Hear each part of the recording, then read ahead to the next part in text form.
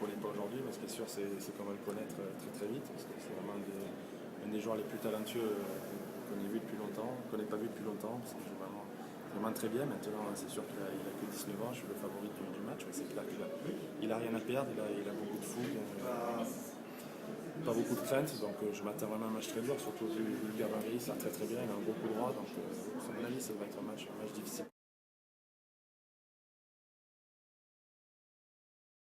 C'est vrai qu'on ne me voit pas souvent jouer en double, mais je pense que je me défends pas trop mal quand même en double. Après, ça reste sur une surface que j'apprécie. Après, voilà, je pense que le capitaine il a fait ce choix avec Julien qui joue très bien en double, parce que souvent, c'est sûr on sait que j'ai pas trop d'expérience en double, j'en ai joué quand même pas mal. Et forcément, aussi, je reste quand même prêt pour dimanche au cas où, qu'il y ait eu un énorme match, qu'il y ait un changement, qu'un joueur de simple joue le double.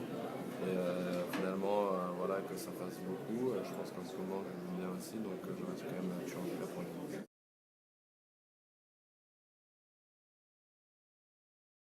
Je pense pas que ce soit un poker menteur vis-à-vis de l'Australie, par exemple, où on se dit qu'on dévoile rien. Un poker menteur, ça voudrait dire que nous, on sait vraiment, voilà, il y a une grosse tendance à 70-80%. On sait que ça va être ça l'équipe et que sauf un cataclysme le vendredi ou un truc de dernière minute, il y a un changement.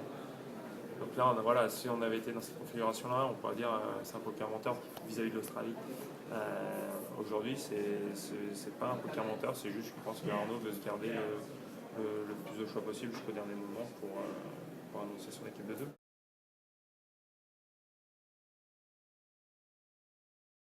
Oui, forcément c'est excitant.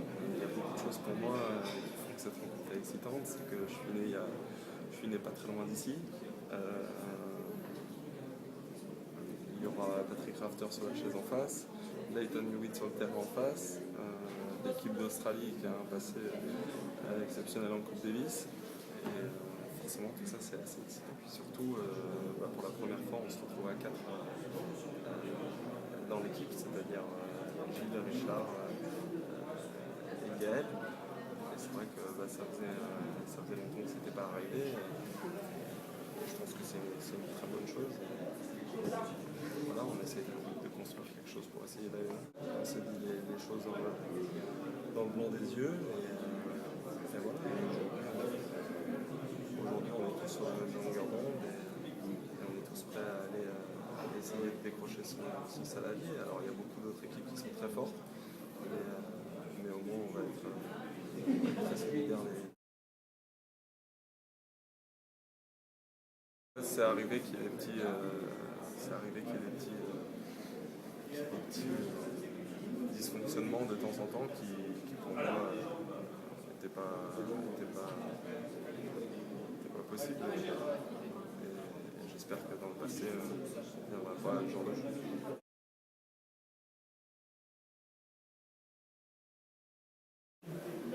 Bon, écoutez, il y a peut-être un petit plus. Il y a peut-être un petit plus, c'est vrai.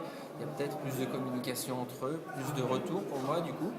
Et vous savez, c'est pour moi une question qui est hyper excitante. C'est quelque part ils prennent un peu plus de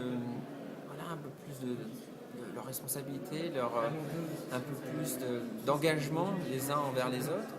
Et voilà, alors ce sont peut-être des petits détails, c'est peut-être imperceptible, mais peut-être pas autant que ça parce que vous l'avez ressenti également. Donc oui, c'est des plus. Alors après, ça n'empêchera pas que les matchs seront durs à gagner, mais c'est vrai que c'est peut-être nécessaire pour en tout cas commencer une campagne avec nos objectifs.